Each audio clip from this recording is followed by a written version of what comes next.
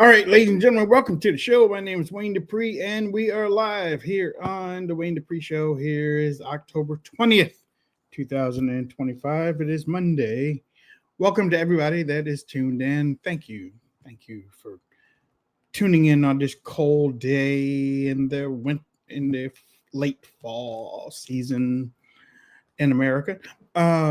Make sure that you are, well, first off, thank you for taking the time out of your busy schedule to tune in and watch what we have to talk about. We broadcast Monday, Tuesday, Wednesday, Thursday between 12 and 1 p.m. Eastern Standard Time. We are not only we're broadcasting on the Red Voice Media Network. We're huge partners and friends of them. Don't forget to check out rbmnews.com. Mr. Drew Burquist and those fellows over there. Also check out LifeSet. LifeSet is something that LifeSet.com is another website that they also put their stock in. You can also view the DupreeReport.com also. But if you have just a few seconds, just not even 10, just click on the share button. Let people know that you're watching the show. And we're going to get right to it. Jason from Minnesota. What's up, Jason? Hey, folks. Happy Monday. Welcome to the Wayne Dupree Podcast. Do us a favor. As always, give us a like, give us a comment, give us a share. Helps the show get reach. And I will say, I always say it, my favorite part is the chats. Know you're not alone. Engage with people on the platforms you're on. Rumble, YouTube, Facebook, our three most popular. But we love them all. So we appreciate everybody tuning in. And Wayne, I am happy to report I was really dubious about all these left-wing protests because I've seen like Handmaid's Tale protests. I've seen them protesting the weather with climate change, and I've seen all these protests. But for the first time, Democrats nailed it.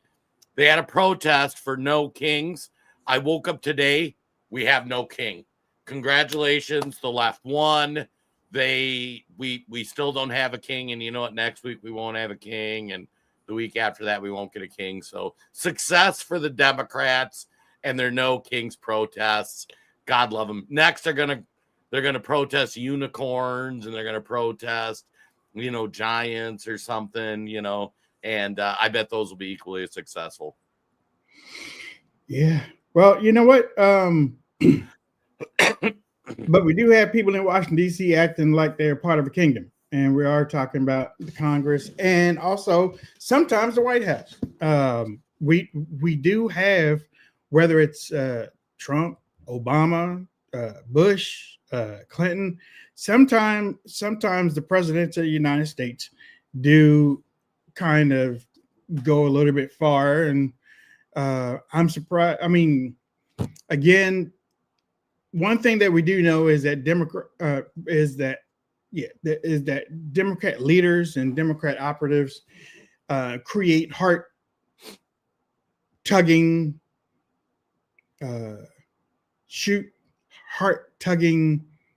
narratives to make the people crazy. So basically, that's what you have that's happening right now. And like I pointed out on Twitter this morning, years ago we had the Tea Party. And Dems made fun of that. Called us mobsters, called little old people, called us names and stuff. And guess what? Now, that was in 2009. That was 2008. That was in Barack Obama's first term. They made fun of us. Midterms, we took over. You make all the fun you want to. Make jokes, make whatever. Make all the fun you want to. But we took over in the midterms. So just what's crazy is that we really don't see, well, whatever. real quick, there was a major outage this morning that basically knocked out a lot of the web. I didn't notice it. I didn't really notice it, but it looks like a lot of users in North America were affected by it. That Perplexity, the AI, Snapchat, Fortnite, Canva for those people that use those services, Amazon, Slack, Signal, PlayStation for many of those people that use that, Epic Games Ring cameras, security cameras, those two.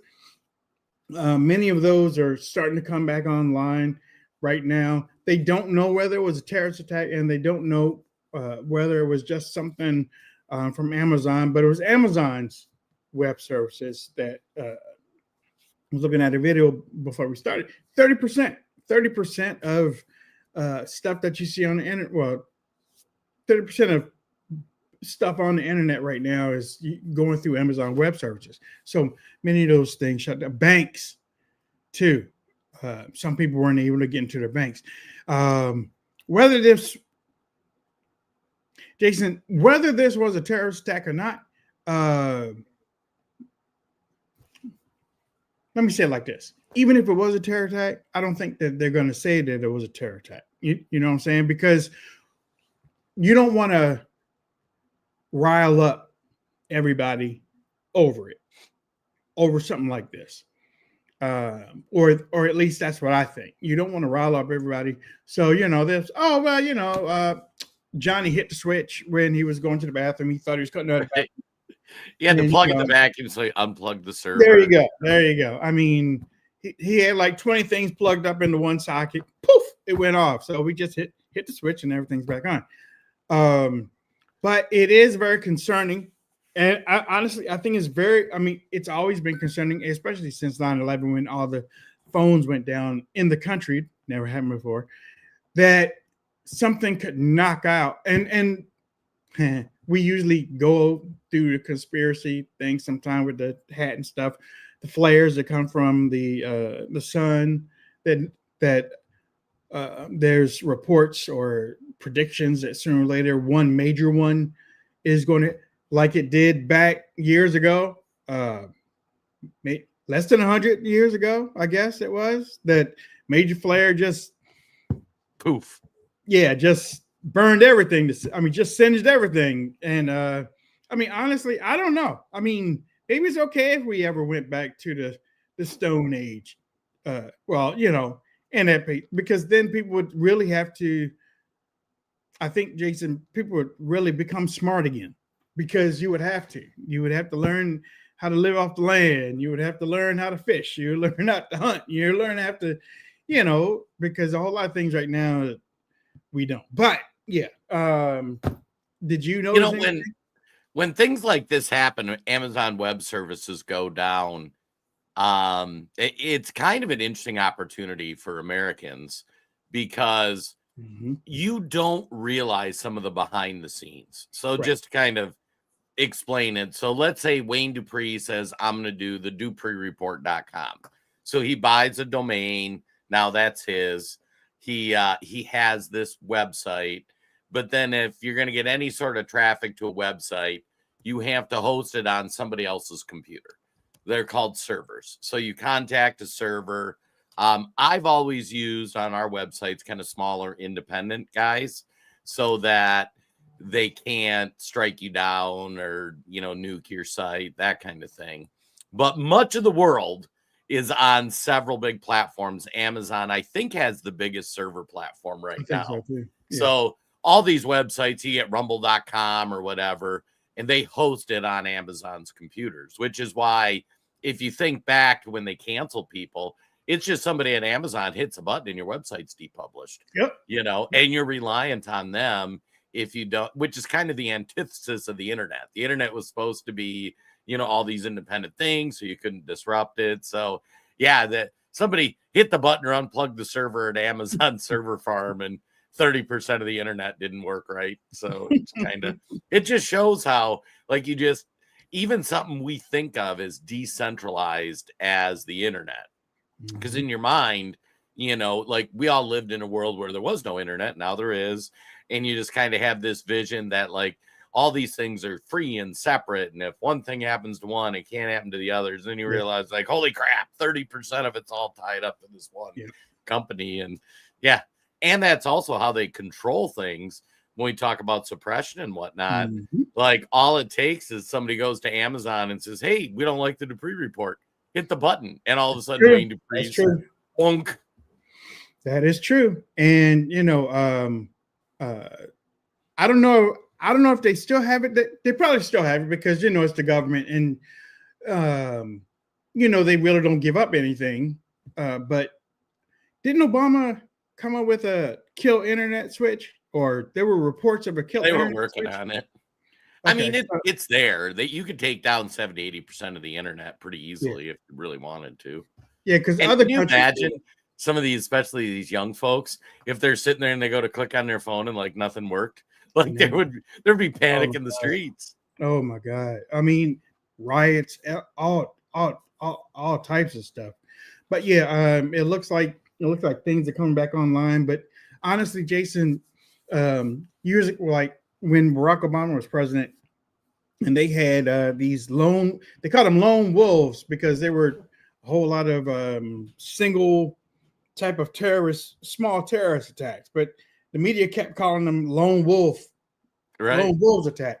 And I was like, God damn, man, they coming out of a wolf pack somewhere. Here. You got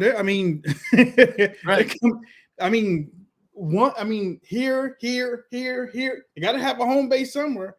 And it's like over the last maybe 5, 6, 7 years, there have been major attacks on banks and nuclear facilities, I guess, and just I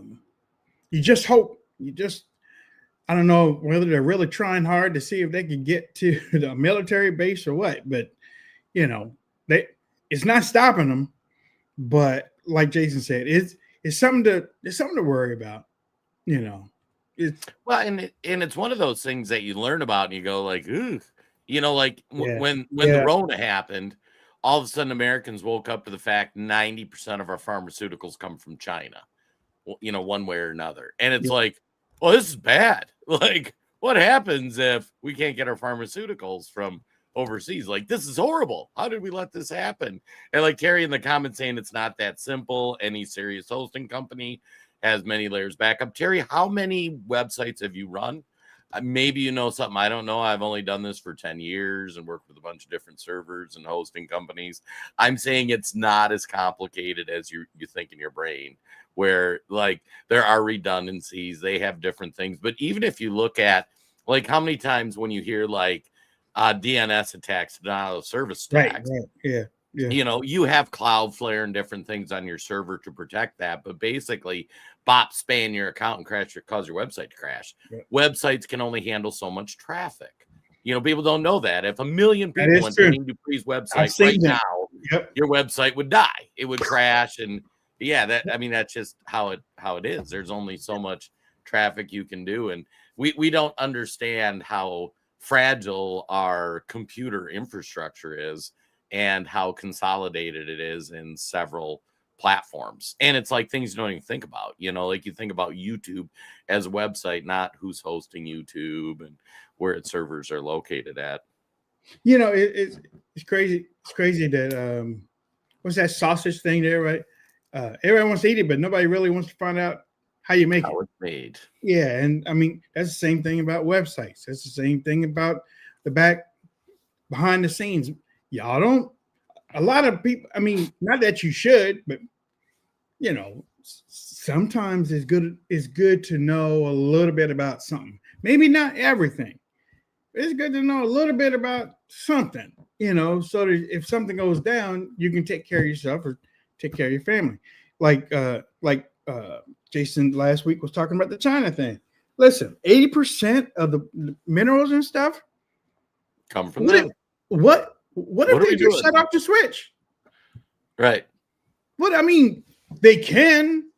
I mean, right now they are in literally they are in the the particular spot to do something like that. They just haven't done it yet. Right. You know, it's you want some more wheat? Lower that tariff.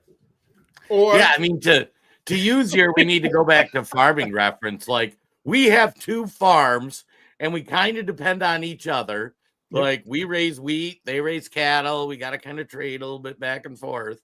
But it is, yeah, I mean, it is it's funny. Like, people don't realize just how fragile everything really is, which is why some of the disruptions can be so interesting when you see it. Like, if you talk to a young person, I saw this great video end of last week. It was this leftist woman who moved to Costa Rica to avoid Donald Trump and it's horrible and what's going on.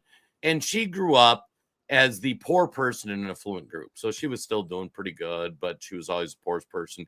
And she had gone to Costa Rica a few times and stayed there. And it's beautiful, rah, rah, rah. So she's like, I'm leaving America and I'm going to Costa Rica. And she goes to Costa Rica and lives in the real Costa Rica, not the 5-star resorts with Wi-Fi and room service.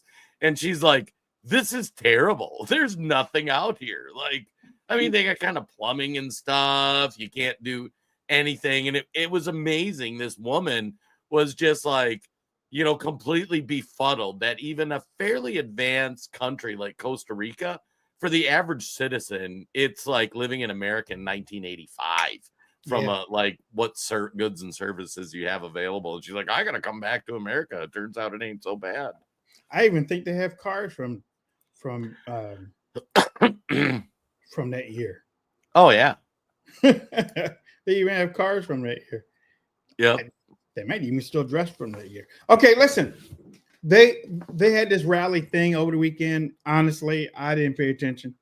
I was looking at some of the stuff this morning, and I was listening to some of the experts, and they posed a really thought-provoking question, or reality, is that the Dems maybe have backed themselves into a corner on this, because midterms are next year. You got people, every state, you got voters out there, whatever. It's not even about the voters right now. It's about the Democrats, but you got them out there. What day are they on? Are they at day 20 now? I think day 20. Okay. If they gave in right now, and I know some people out there, well, they're going to lose anyway. Okay, let's talk about 100% sure loss. That's 100% sure loss if they gave in right now and didn't get nothing. Oh yeah, 100%. So it's like, and for real,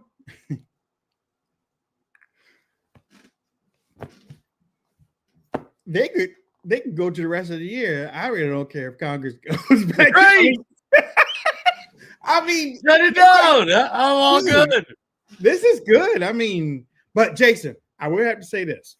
Last week, I think it was because we're at 20 and whatnot. Because in the morning I get out and walk.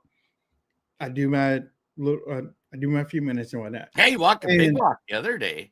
Yeah. My knee yesterday morning, knees and feet were hurting afterwards. I was done for the rest of the day. But listen, I think it was Friday morning. I hadn't seen chemtrails all the way up until Thursday morning. Hadn't seen them. So on Thursday morning, I put a photo on my timeline, and said, "Oh, another day without chemtrails is another day of government shutdown." You know, right? So, and that was Thursday. Jason, so I put that same post on the press secretary, Carolyn Levitt, because Carolyn Levitt was talking about another day shutdown. And I was like, well, I don't think many of us care. Look, no chemtrails. Right. Jason, Friday morning. I saw No. chemtrails. I saw, dude, I was like, oh my God. Oh my They're back. God. Dude, they were back. I was like, oh my gracious. What? So you had to tweet it at the press secretary, and some spook in the chemtrail department is sitting there going, okay, let me pull up Wayne Dupree's address. Yep. Okay, where does he go for his morning walk? All right, we're dropping a chemtrail right on that bastard. Here we go. Dude, hey, I gotta say, things are getting wild over on the YouTube. Like Patricia just comes in and goes, help. I mean, like, who knows how crazy some of these chats are gonna get. Louise. Yeah, it was like and dude, it was like Star Wars up there. I'm serious. It looked like 50 different. One of them was a curve. Jason, one of them was like a curve chemtrail. First time I ever seen it. I was like, what the heck? So, but this morning, no chemtrail. But I thought it was crazy. I was like, wait a minute, did I just do that? Oh my God, the chats there. Valley saw some in New York. Mark saw chemtrails yesterday. Sorry, Mark. Valley in Montana, chemtrails, the bastards. Jessica's got him in Oklahoma. I mean, yeah, Mark nails it. Like, Wayne, why didn't you say anything? Like, great. I don't, and I even had the picture. It's a big, beautiful, beautiful picture of just blue sky on Thursday morning. And Friday morning, I was like, there's the chemtrails. Oh my God, what is all this? So yeah. But no, the Dem leaders they might have had an out before the rally this weekend. They might have had an out. They probably could have did something and got away, maybe not unscathed, but they probably could have did it. Now you're talking about a total loss in the midterms if they get out of this government shutdown and they don't have anything, because all those people probably all won't vote anyway. And I'll tell you about that a little bit later too. But it's just the look of it. And they're like, man, we can't give up now. Midterms right around the corner. We're going to hurt all types of campaigns and all this stuff if we just give up. And remember, the only reason why they're doing it is because they got mad at Chuck Schumer a few months ago when he gave in. Right. So, again, Jason, they had a little out. They're probably getting to maybe sometime this week. They're probably okay, fine. We'll do something. But right now, man, they're back in the freaking corner, aren't they? Well, yeah, I got to say just two things first to give a few serious thoughts about the No Kings. I've seen reports everywhere from 7 million to 1 million people. We all saw there were people out there. Who knows how many it really is. And the imagery was kind of fascinating. A lot of them, it was like a bunch of retired white liberals who were like 60s hippie protesters out there going no kings. There was a lot that had kind of more radical stuff. There was your Muslim immigrant crowds in some of the cities. There was there was several people who were caught on camera saying some pretty disgusting things. There was a teacher that was doing this image to a guy in a Charlie Kirk shirt. There was a guy who works, I think, in New York, who's like, we need to grab guns and stop ICE. So you get all that imagery. At the end of the day, like this No Kings was kind of a nothing burger, in my opinion, just like the other one. They just made a really bigger deal out of it than it was, going into it. And I think you're right. I think Democrats are digging into this healthcare message. And so they, we're going to oppose Donald Trump. And that's really all they have. Like, they have no solutions. Nobody's articulating a policy and that, like, hey, we're going to do this thing or that thing. And it's going to make life better. I mean, the dude in New York's going to win because he's like, we're going to make healthcare, or we're going to make housing affordable. And then he outlined some of his points, and anybody with a functioning brain cell that listens to it's like, oh, this is going to go so bad. You know But what, you brought him up, and you bring him up a lot, and we are going to have a foreign-born Muslim communist running the biggest city in America. Yes. And the reason why is because so many people, it seems like MAGA is counting on Democrats. Think about this. It seems like MAGA is counting on Democrats not to vote for this guy. And that's not going to happen. It's not going to happen. I'm not going to say all, but many of the conservative MAGA Republican people that might have lived in New York have moved to Florida. Right. They got out. So it's like, who's going to stop this guy? And honestly, I didn't watch the Fox News thing. Jason, all I saw is one clip, and one clip was all I needed to see. This man turned to the camera without Martha stopping him, and he turned to the camera in front of all those viewers on Fox News, and he talked to President Trump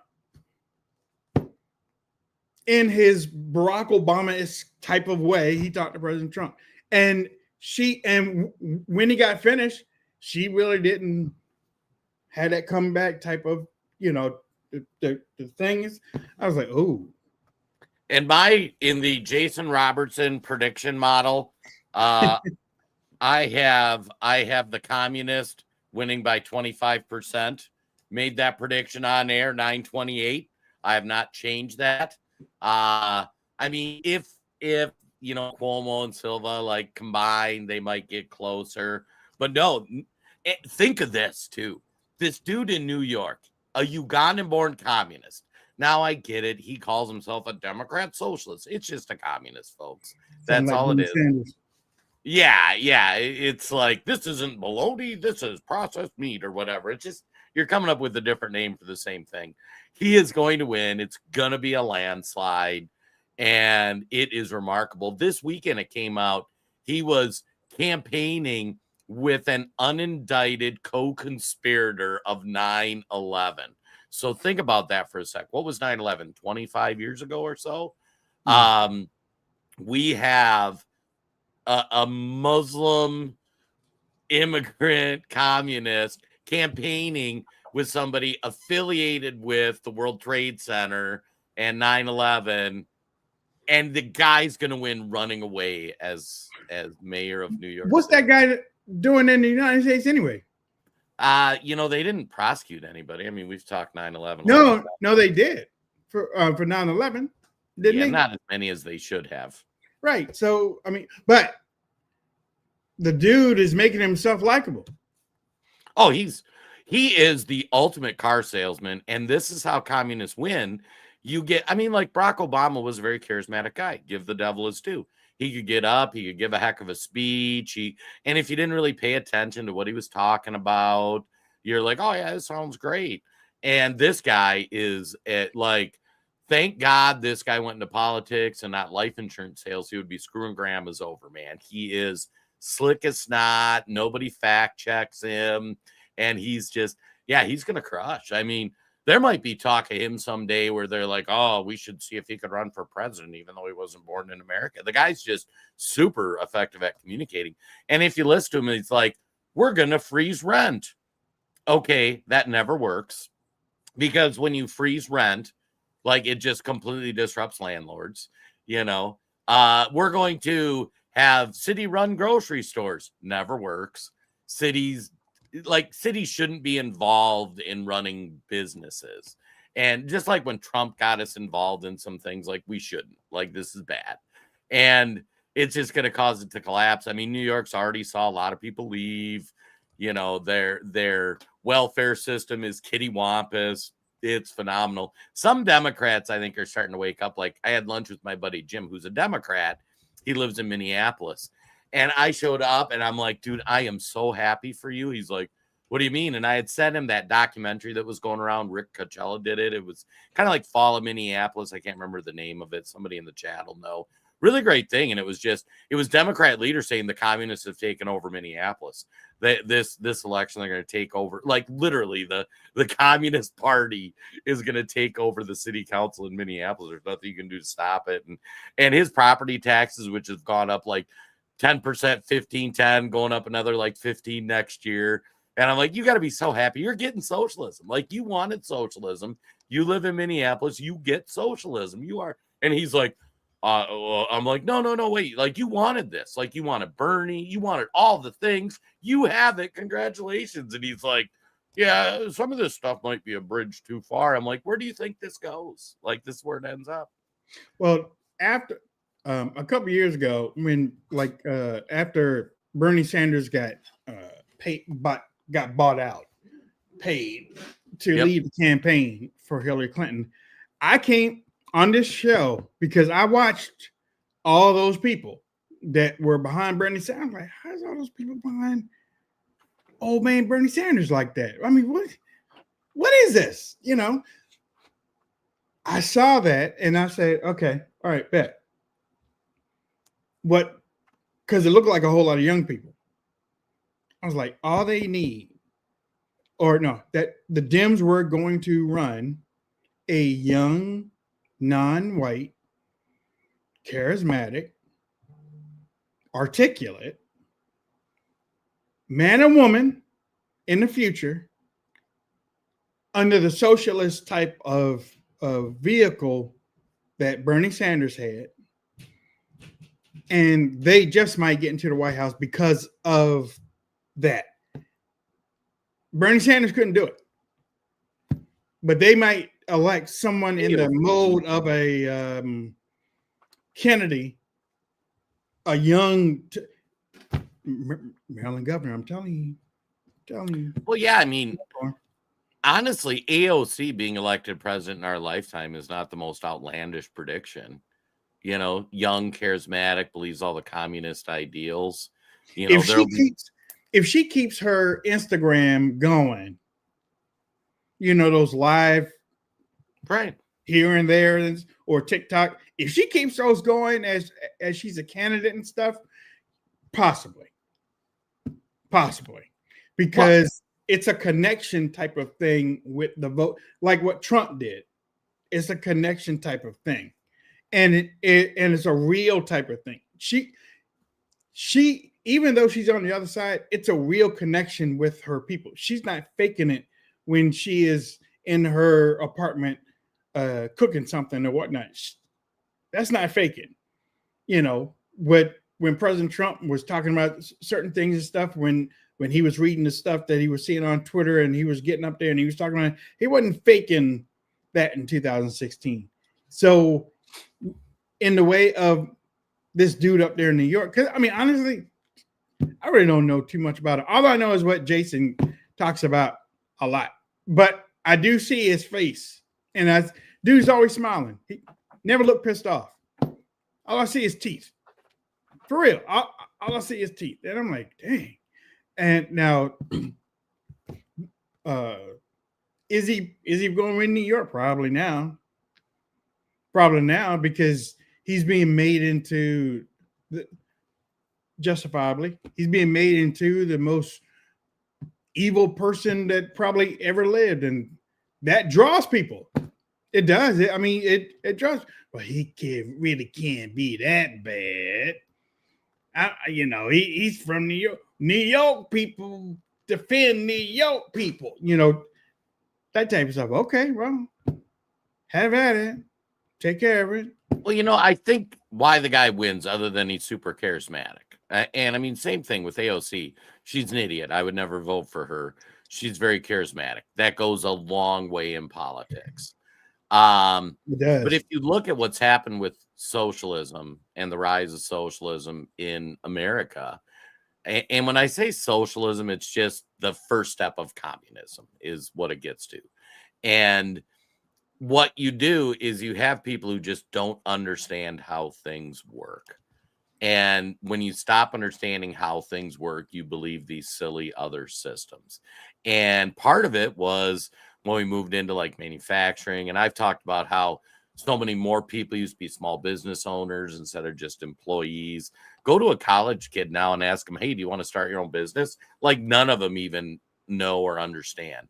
And if you think about, like Wayne mentioned earlier, like let's say we all lived on a farm. If we all lived on a farm in our own commune up in the woods, and there was 500 of us, everybody understands inherently that you need to produce more than you consume so that there's surplus for the group. And as a country, we have been really, really good at that. We've produced a ton of surplus. A bunch of people have got rich, but a lot of people just don't understand, like, you can be rich too. You can do things, you can make money, you can run your own business, you can, whatever it is you're going to do, but you have to produce. And we've lost that as a society. I mean, most of my work throughout my whole career was paid on performance. Like if you produce, if you make money, you get paid. And that model's almost gone in almost all employment scenarios, where it's just a fraction of what it used to be. And when you stop losing that, I need to produce or I don't get a paycheck, and everybody shifts to I just get a paycheck no matter how much or little I do, it just opens the door to communism. And then you're like, oh, I'm jealous of those people. Let's take their stuff. You separate God from it, where, people demonizing rich people and the billionaires shouldn't exist. And like, whatever, dude. Like, I'm not saying billionaires don't break rules and we shouldn't hold them accountable, but you can't demonize them and say, let's go take their crap, because once they run out of crap, you're coming for mine. It's just a matter of how long it takes to get there, Yeah, but their crap is not real. I watched something over the weekend that said, on Thursday after we man, I can't wait to Thursday again. Man, these weekends are nice. Jason, no more steak. No more steak. No more steak. No more. Why? Cause Prime man, rib? no more. No more. Sending you a picture. No, I can't do it. Can't do it. Can't do it. I can't. Ladies and gentlemen, I'm gonna break away just for a couple of seconds. This man is sending me these big, gigantic brontosaurus type filet mignons. No, it's prime rib. Prime rib. I'm sorry. Yeah. What was I thinking? Prime rib, not filet mignon. Filet mignon is like this. Jason's steak is like this. And I'm like, God, dog, look at that. I mean, and I don't know if Jason's like this, but sometimes when you go to a restaurant, okay, is anybody like this? Sometimes when you go to a restaurant and you eat something, you're like, oh my God, this is so good. Oh my gracious, this is great. And then you go home and it's like, we got to go back again. Something in your mind is like, I wonder if they can do the same thing that they did before. I wonder if they can do it again. Jason, can they do it again? Yeah, I gotta say, so shout out to local business, Billy's Bar and Grill in Anoka, Minnesota. It's a building that was built in the 1800s. This little town's great. We'll go there once or twice a week. So after COVID, like every restaurant sucks and the quality is really hit and miss and you can't get it and things are expensive. So we can go there like Wednesday nights, half price burgers, or they do half price apps. Jen and I can eat dinner out the door for like $22, $23, which you can't even eat at McDonald's for that. No, and then on Friday, they do prime rib. And I don't know how they make any money at it. I think they're counting and drinking a bunch of liquor, but it's $19.99 for this huge slab of prime rib, a loaded baked potato. They do homemade horseradish sauce. Like I can't even buy the prime rib at the meat market for what they sell it for. And here's what's funny, Wayne. That's the queen cut. There's a king cut that's even bigger. And it is amazing. And like you go in, no dishes, $19.99. Like you are so full. You're like uncomfortably full. And and then if you play pull tabs, you can just win money gambling and pay for it all. And yeah, it's my wife and I's Fridays, many a Friday, because Friday is kind of our date night. We got the grandkid on the weekend, so it's like Friday we always go out and try to get a nice meal. But man, you go out to eat everywhere you go, it's like $70 just for I know. and you're talking like going to Perkins, not even going somewhere nice. So yeah, if you get a nice local place and the prices are good and the food's good, like we just go there way too much. Look, I know the rib that you're talking about. My cousin, there's a place down in Baltimore. It's not outside the city, but it's not in the city. So you go down a couple of streets and it looks like it's not a rundown building, but it's like a building that's kind of painted black, and it's not real tall or whatnot. But people that walk in there, they got on jackets. You have to wear a jacket to get in there. You don't have to wear a tie, but you have to wear a jacket. So I went with my cousin and his girlfriend when I first got here to Baltimore. And that king steak that Jason was talking about, my cousin ordered prime rib. My cousin's girlfriend ordered prime rib. I was like, okay, I'll take prime rib too. Jason, when they brought that thing out there, I was like, oh, we're going to split. We're going to split that thing. Okay, all right. And then you see the second person coming out. Like, then you see the third person. Oh, y'all get it? We all get it? Yeah. They put that big brontosaurus steak, prime rib down there. Jason, the Lord is my shepherd. I know what I want. That thing had the juice and the spindali or whatever. Oh yeah, and if they season it real good, you get that rind that's tasty, and nothing like it. I love prime rib. And back in the before times, before the Rona, when you actually had casinos that would do like buffets, and like those largely haven't come back. That was always my favorite when they're on prime rib night, and like our restaurant, like they source local beef and they got a really good deal, and they've been a long time customer. So like, you get a good cut of prime rib, and they roast it up, and then I always try to show up a little early. It starts at 5, so we get there like 4:30, and like, oh, is the prime rib ready? And like, oh yeah, we'll get you a piece. So you get the freshest, most delicious piece. Oh my God. Mm-hmm. Yep. But I just had to say that because but the weekend, I was looking at somebody before we went to the weekend, and they made a real compelling argument about taxes and the deficit. We have our debt clock, and they were like, the government takes all these taxes, been taking taxes for decades, more than decades, and they can't pay down the debt. It's like, isn't that crazy how they tax us to kingdom come on everything, and the debt keeps growing? That should tell you that the government is broke. Jason, tell them. Well, yeah, the government hasn't had money for decades now. And we've fallen into this mentality where, and we've all seen people in their personal lives who've done this, where they're living on credit. It's the guy who you're like, well, I kind of know how much he makes, but how the heck does he afford that house and that car and the expensive trips he takes?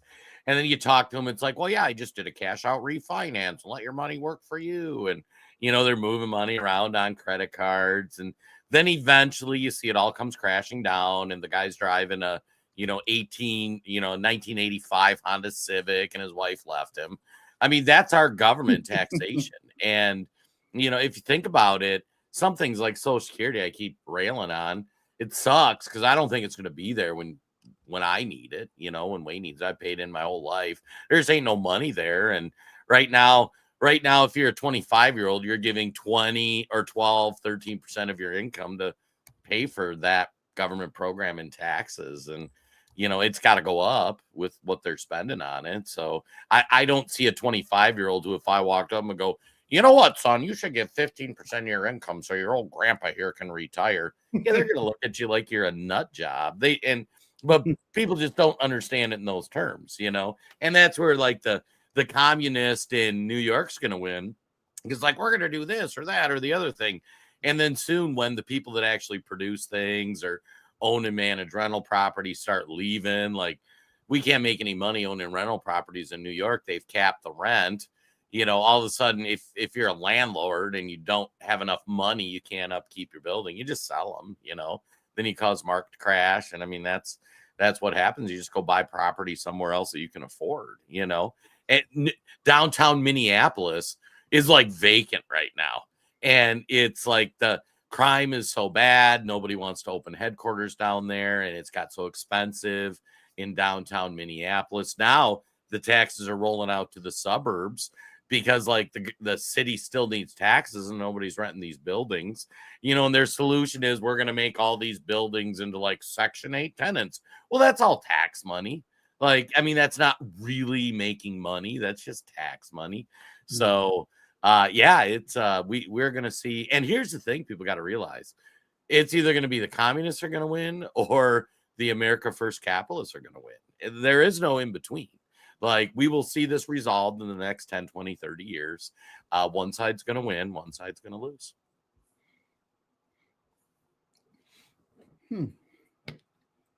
I said something that made Wayne think. Yeah, because you know how we talk about how the Middle East probably will never have a winner. Yeah, it never will. Yeah, I don't believe this will ever have a winner, to be honest. I think if you look at the cycle of economic prosperity, you will see a similar cycle. The only thing that's different is like where you are.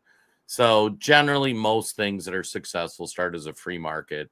Everybody's producing, and then like you do pretty well. And everybody kind of understands. Like in the chat, somebody was saying earlier, like, oh, it's not that easy to start and run a business. It's not that easy, because of the government makes it more difficult, but it's not as hard as you think. Like, if you wanted to do it, you could do it. And we used to do it. And then you used to start a business that you gave to your kids, So it's just now nobody does it. Nobody's the first. Like Wayne Dupree's kid should inherit his business and do new things with it. My kid should inherit mine. But anyway, so you get that prosperity, you start producing surplus, and then you start putting in the social programs. And then when people stop learning to be capitalists and think, oh, all I can do is be a worker bee, then all of a sudden you get that imbalance. And then the people that are able to produce are like, well, I'm out of here. Like, why would I want to produce to give it to other people? Like, it's just doesn't make sense. And so they'll just go somewhere else. And then all of a sudden you're not getting enough production. And then that's when the full communism goes on, because then it's like, you're no longer asking people to go get a job. You're like, hey, Bob, you're going to go do this job because we need to get this done if we're going to feed everybody. And yeah, it's a cycle. It'll go on 1,000 years from now. If humans are still around, you'll have that same sort of cycle that happens. Breaking news, a supercomputer has predicted the end of Earth being uninhabitable. Get ready for this. Due to the sun's expansion, as a matter of fact, it says that the sun is going to expand, making life here on planet Earth, like I said, uninhabitable. It's going to get hot, that nothing will be able to survive. And I give you 3 guesses of the year that this is supposed to happen. Like 1,000,000 years from now.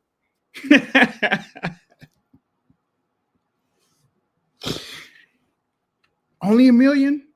Nah, probably way longer than that. Okay. How long? 1 billion. 1 billion years from 1 now. 1 billion years from now. Yep. They went through 400 computer simulations, and but even though they said that the Earth will be gone in about 1 billion years, is that humanity won't make it that far. Humanity is going to be snuffed out a whole lot earlier than that. Especially if said comet, said spaceship. We're down to like 10 days for that thing. Oh, yeah. I'm not going to sleep. So don't expect a CPAP thing from me that night. Wayne's waiting up for the end of the world. Is the end of the world as you know it? No, I mean, yeah, I don't know. I don't know where, but yeah, I'm gonna be looking. I'm definitely gonna be looking. Yeah, I mean, is it gonna be Y2K all over again? That Y2K really had people like, oh man, it had people just losing their rocker. And the government just went along with it. Yeah, we gotta hire all these people. Great for the job labor report. I got you. Right. Yeah. And it's funny too, you think about just some of this stuff as you zoom out or look at like longer things of time. Like for example, do you remember all the climate hysteria like 5-10 years ago? Yeah. I mean, there were literally people walking around every day of their life, and their biggest dramatic issue that was fueling their whole existence was climate change, existential threat. Platforms were nuking you if you talked about it. I mean, all the things. But I mean, you walk up to a normal person in Maryland or Minnesota at a diner, and like there'd be some crazy lefty like, "Oh my God, climate change! I like the world is going to end." And their whole existence was wrapped around this climate change thing. And now you notice, like 10, 20 years later, however many years later, like nobody cares. Like they don't even think about it. Like it's not even a thing. And yet you think how hysterical they were and like nothing's changed. And yet they're just going to fire them up for the same silly thing, And I remember Y2K, I was a little anxious about it where I'm like, oh man, this could really be a thing. And kind of made sense, and like the dates on the computers. And then you realize like, it's kind of like all the, end of days prophecies, and it just ends up being nothing. Like, folks, we're still going to be here 10 years from now, unless there's nuclear war or something. Yeah, or the Earth's second moon. Yeah, Bubba said that. Yes, ladies and gentlemen. King Bubba said something like that in the chat. Yes, he is legitimately correct. NASA confirms Earth has a second quasi-moon, 2025 PN7, and we'll have it until 2083. It does orbit the sun near Earth, appearing to tag along with our planet. It was discovered in 2025. It's not gravitationally locked to the Earth, however. Well, technically, we don't even have one moon because that thing up there ain't a moon. It's like a spaceship. That's for another episode. I love that movie too. Yeah, that movie was kind of riveting though. I was like, see, yeah, that makes sense. That makes sense. Or maybe life just moved from the moon all the way here. Yes. Yeah, who knows? Well, our chat's got it nailed though. Like we've got Fally. Jesus doesn't even know when he's coming back. JR over on the YouTube. Again, stupid people. The world will end when God calls us home. Like, that's what's nice being a Christian is like some of this stuff you can be just like, okay. Like I haven't seen Jesus show back up, so I'm probably gonna be pretty good. Yeah. I remember when I was a little kid, and we had the poster in the back of the church about how the rapture would look, type of thing, and the planes going into the buildings and stuff, and people flying up. I was like, that was in 1974. It's like, we're still here, folks. What's up? What? Where you at? Hurry up! Oh Luke man, Skywalker. I didn't think of this. Luke Skywalker. Yeah, I know, you're right. Yeah. Oh yeah, I didn't make that connection. Hollywood is always before their time with this stuff, man. Yeah, they're always planting the seed. Yeah, especially with the cell phones and the ear things that you talk to each other. All right. With that said, it's time to roll out. Yeah, I mean, main thing of today is I guess Jason, don't expect this shutdown. That's not really affecting us, but don't expect the shutdown to end anytime soon. Nope. And I love it. Yeah, I do too. I look, if it were affecting us to where we were suffering big time, okay, then it might be time to march on Washington. But these people ain't it's not doing nothing. They ain't doing nothing. Except for taking up time on TV. That's it. That's all. Jason, give me some last thoughts before we get ready to roll out of here. All right. I got a few thoughts here. One first, thanks for tuning in, folks. Audience, great. Love the chats as always.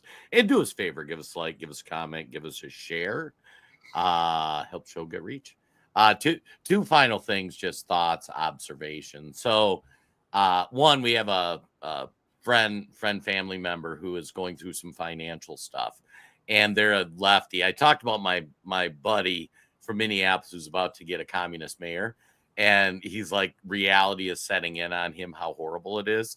But we got a family member that just hit some financial hardship, and they're cashing out their 401k to help pay for some bills, which is tough. People have had to do it, and you pay a fine.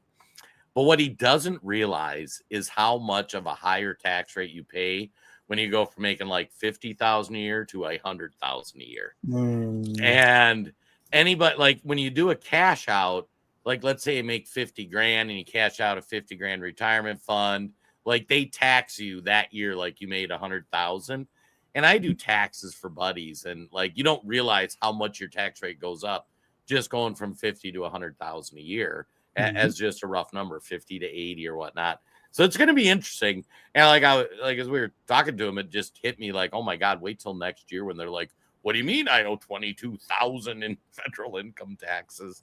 It's going to be eye-opening. And I think as people get exposed to things, it just opens more eyes. And then my final thought is, as you watch the shutdown thing, here's one interesting narrative. 15 years ago, Democrats passed Obamacare, which is the most 15, yeah. Which is the most revolutionary change to the healthcare insurance industry of our lifetime. That's true. Like I don't think we've seen anything, and they sold it. It was huge change, largely unchanged since, other than the mandate. Trump got overturned. But now you see all the same Democrats, many of them were the same people that voted for it, out there screaming how healthcare is unaffordable and the system's broken and saying all the things. And they're not wrong. Healthcare is really bad. But you wonder how many of their voters are going to go, hey, you know what? 15 years ago, we passed this legislation that was like the most significant change to healthcare and insurance of our lifetime. And now 15 years later, it is like worse than ever. And like maybe, just maybe, our government like can't figure this out. Maybe we let the free market help fix healthcare. But Democrats are going to double and triple down. And so far, I don't think Republicans have called it out, because the Republican answer would be just let the free market like take over, and it'll take some time and it'll correct itself. But if you think about that, like right now, it's the biggest policy issue Democrats have. Healthcare sucks. And if they try to run on that in 2028, it'll be, well, you guys were the one that set this system up 15 years ago. At that point, it'll be almost 20 years ago. And now it's so stupid, but this time you're going to be right. Give me a break. Yeah. No, not that Americans really didn't know this, but watching that happen, a lot of Americans weren't happy about Obamacare. Right. Because they had to give up, their companies and stuff basically forced them underneath of it, and like a lot of people got their their healthcare canceled so that they would have to go to that, and Jason, weren't they coming up with fines for people if they didn't? Yeah, that was what Trump got overturned. If you didn't have health care, you paid a fine on Yeah. your taxes, and they made that illegal. So Isn't that crazy? I mean, well, yeah, the government, that's the government for you. Yeah, that's the government for you.